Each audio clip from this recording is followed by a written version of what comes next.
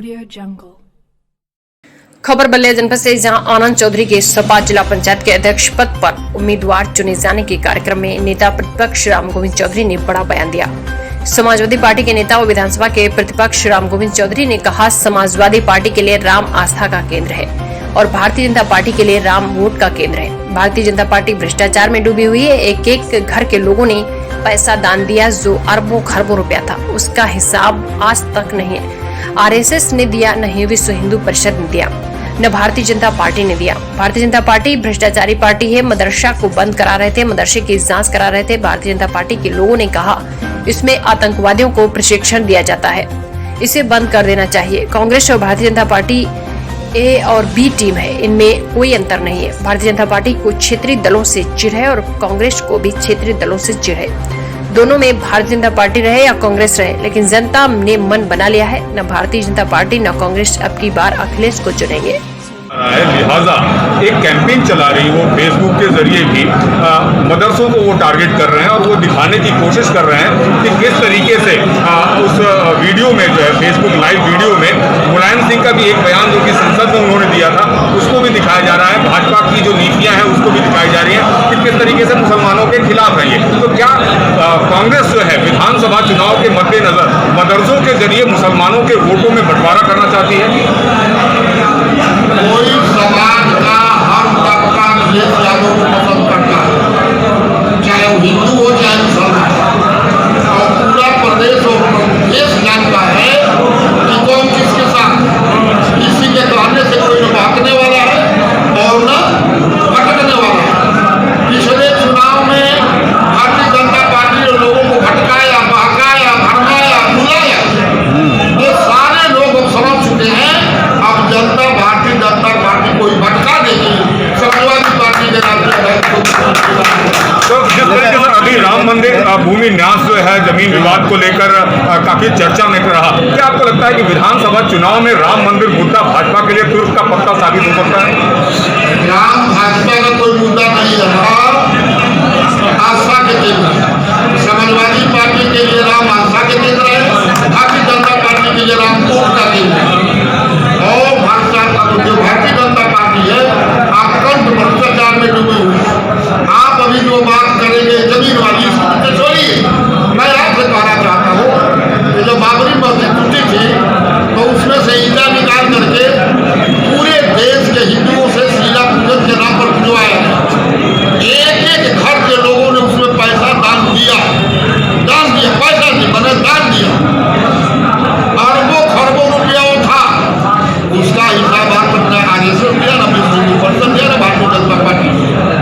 Bharatiya Janata party भ्रष्टाचारी party है, अखंड डूबी हुई है और इस भ्रष्टाचारी पार्टी को अखिलेश यादव ही निश्चित रूप से हटाए। अंत में सिर्फ एक सवाल, अभी योगी आदित्यनाथ दिल्ली गए थे, मीडिया में कवरेज जरूर हुआ, लेकिन मुख्यमंत्री की तरफ से कोई ब्रीफिंग नहीं आई कि आखिरकार वो दिल्ली क्यों गए, सभी बड़े नेताओं से वो क्यों मिले। और उत्तर प्रदेश में जो स्थिति है वो ये है कि ए.के. शर्मा को मंत्री जी हमारे मिले प्रधानमंत्री से, गृह मंत्री से, भारतीय जनता पार्टी के अध्यक्ष से, महामहिम राष्ट्रपति से भी मिलने वाले से नहीं मिले, लेकिन उन लोगों की बात हुई, हम उसमें क्या जाने, कोई हमारे पार्टी की दुआई नहीं जो कि हमसे बता देंगे। आप हमारे राष्ट्रीय अध्यक्ष की बात पूछेंगे तो मैं बता दूंगा। अच्छा सर, योगी सरकार का अचानक मदरसा प्रेम जो शुरू हुआ है, इसको आप किस तरह से देखते हैं? मदरसा प्रेम कहिए उनको, जिस हिसाब से मदरसों के लिए हाईटेक करने की बात है या क्या नहीं है? उनका प्रेम खुशी से है, हर तरह से कैसे भरमा के वोट ले, उनका सारा तार तिगड़क उसमें है। अभी मदरसा को ओपन कर रहे थे लोग, मदरसे की जांच करवा रहे थे लोग, मदरसों को कहा उन लोगों ने, भारतीय जनता पार्टी के लोगों ने, इसमें आतंकवादियों को प्रशिक्षण दिया जाता है, इसको बंद कर देना चाहिए। कांग्रेस और भारतीय जनता पार्टी दोनों ए और बी टीम है, उनमें कोई अंतर नहीं है। भारतीय जनता पार्टी को भी क्षेत्रीय दलों से चिढ़ है और कांग्रेस पार्टी को भी क्षेत्रीय दलों से चिढ़ है। इन दोनों या तो भारतीय जनता पार्टी रहे या कांग्रेस, लेकिन जनता ने मन बना लिया है कि न जनता न भारतीय जनता। क्या आपको लगता है कि विधानसभा चुनाव में राम मंदिर मुद्दा भाजपा के लिए तुर्क का पत्ता साबित हो सकता है? राम भाजपा का कोई मुद्दा नहीं है। आस्था के केंद्र है। समाजवादी पार्टी के लिए राम आस्था के केंद्र है, भारतीय जनता पार्टी के लिए राम कोट का केंद्र है। और भारतीय जनता पार्टी है, आप कंठ भ्रष्टाचार में डूबे हुए हैं। आप अभी जो बात करेंगे जमीन वाली, इसको छोड़िए। मैं आपसे कहना चाहता हूँ कि जब बाबरी मस्जिद टूटी थी तो उसमें से ईटा निकाल करके पूरे देश के हिंदुओं से शीला पूजन के नाम पर खुजवाया।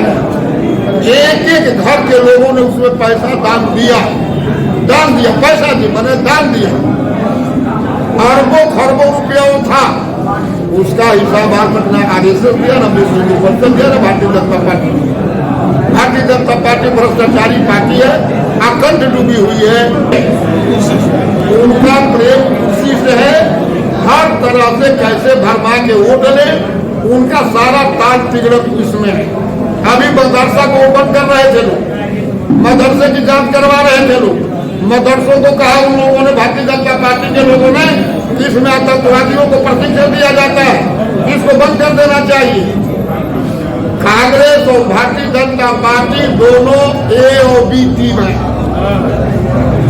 उनमें कोई अंतर नहीं है। भारतीय जनता पार्टी को भी क्षेत्रीय दलों से चिढ़ है और कांग्रेस पार्टी को भी क्षेत्रीय दलों से चिढ़ है। इन दोनों या तो भारतीय जनता पार्टी रहे या कांग्रेस, लेकिन जनता ने मन बना लिया है कि न भारतीय जनता पार्टी न कांग्रेस, अब की बात अखिलेश समाजवादी पार्टी को चुनाव दिया। जी, बंशीधर जी, जिस तरह से अंबिका चौधरी की वापसी हुई है, क्या लगता है कितना सपा मजबूत होगी इससे? समाजवादी पार्टी पहले भी मजबूत थी और राष्ट्रीय अध्यक्ष जी के निर्देश पर उनके बेटे को समाजवादी पार्टी जिला पंचायत अध्यक्ष के लिए प्रत्याशी बनाई है। अंबिका चौधरी जी ये हम लोगों के नेता हैं, वो भी बीएसपी से त्याग पत्र दे दिए हैं और उनके आने से समाजवादी पार्टी और मजबूत होगी।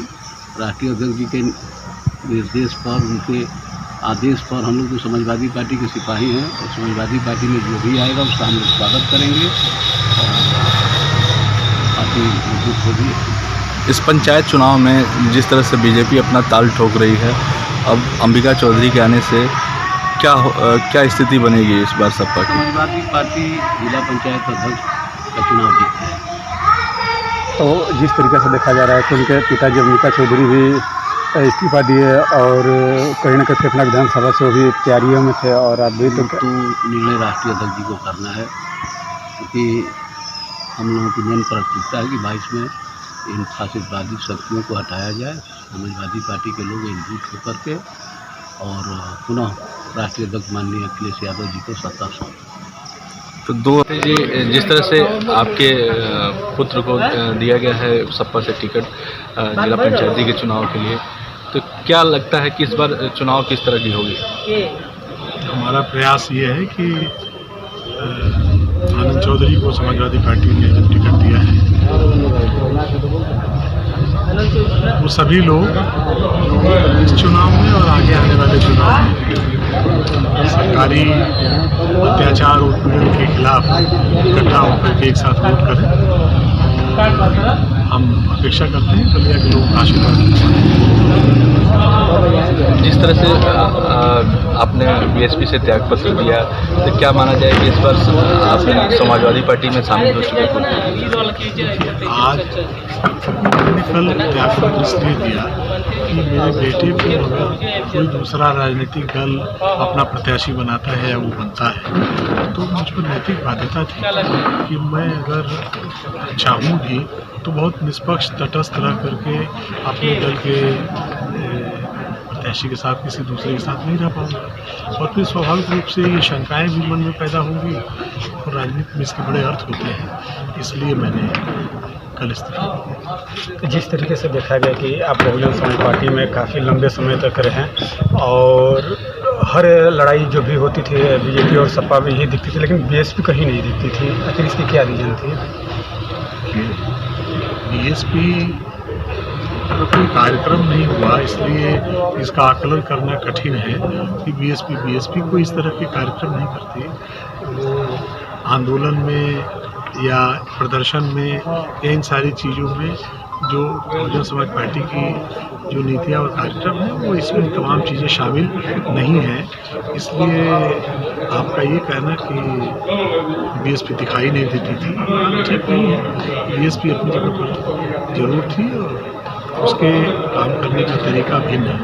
यद्यपि उस संस्कृति में सभी लोग रम पाएँ कि न रम पाएँ, मैंने बहुत प्रयास किया, लेकिन 4 सालों में बीएसपी में रह करके भी मैं पूरी तरह से अपने को मैं विफल मानता हूँ कि मैं पूरी तरह उसकी संस्कृति में अपने को रंग नहीं पाया। तो जिस तरीके से देखा जा रहा है कि समाजवादी पार्टी लगातार इसकी वर्चस्व और लगातार दिन पर दिन बढ़ता जा रहा है, तो क्या लगता है 2022 में क्या अखिलेश यादव जी मुख्यमंत्री बन सकते हैं उत्तर प्रदेश के? देखिए, प्रदेश की जनता का जो मिजाज है, भारतीय जनता पार्टी की सरकार को अगर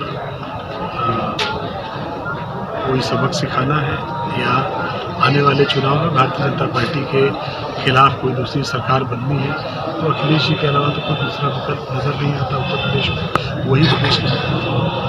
कल मुख्यमंत्री जी 2 दिन पहले दौरा किए बलिया का और 4 घंटे तक रहे, स्वास्थ्य समीक्षा किए, स्वास्थ्य विभाग को देखा, गांव का भी भ्रमण किया, तो उनकी दौरा को किस रूप में आप देखते हैं? ये आप लोगों ने पूरी तरह से उसको कवर किया है। मुख्यमंत्री जी प्रदेश के किसी ज़िले में जाएं, सरकार की उपलब्धियों को बताएं, अपने कार्यक्रमों की समीक्षा करें, ये स्वागत योग्य है। वो बलिया में आए, उनका स्वागत होना चाहिए और हम उनसे अपेक्षा करते हैं कि जो बातें उनके संज्ञान में लाई गई हैं, बलिया में जो कमियां हैं, उनको निश्चित रूप से उनको पूरा करना चाहिए, जल्दी से जल्दी करना चाहिए। जैसे मीडिया से मुखातिब नहीं हुआ, जैसे सामने नहीं आए, मीडिया के सामने कुछ बोलने से मना कर दिया गया कि कोई भी सवाल नहीं कर सकते, तो क्या इस तरह से मुख्यमंत्री को होना चाहिए? ये मुख्यमंत्री जी और मीडिया के बीच का मामला है और जो मीडिया उनको उनकी सरकार बनाने और उनके मुख्यमंत्री बनने के बाद से इतने दिन का यशोगान करती रही है, उस मीडिया का मैं प्रतिनिधि कैसे हो सकता हूँ? ये सवाल तो मीडिया से हमको पूछना चाहिए कि आपने इतना स्तुति वंदन किया, आज वो आपसे बात नहीं करना चाहते, तो आपकी क्या राय है? इस पर तो मीडिया को अपनी राय रखनी चाहिए, हमारी राय की बजाय, क्योंकि हमने तो मीडिया को उनकी स्तुति करते ही सुना और हर बात पर। की तरफ से आपको जिला पंचायत अध्यक्ष का प्रत्याशी बनाया गया है, क्या कहना चाहेंगे? मैं आभार प्रकट करना चाहूँगा अपने राष्ट्रीय अध्यक्ष जी का और मैं हमारे प्रदेश अध्यक्ष जी, जिला अध्यक्ष दोनों का आभार प्रकट करना चाहता हूँ। उन्होंने मुझे आशीर्वाद दिया है और मुझे भेजा है ताकि मैं इस जिला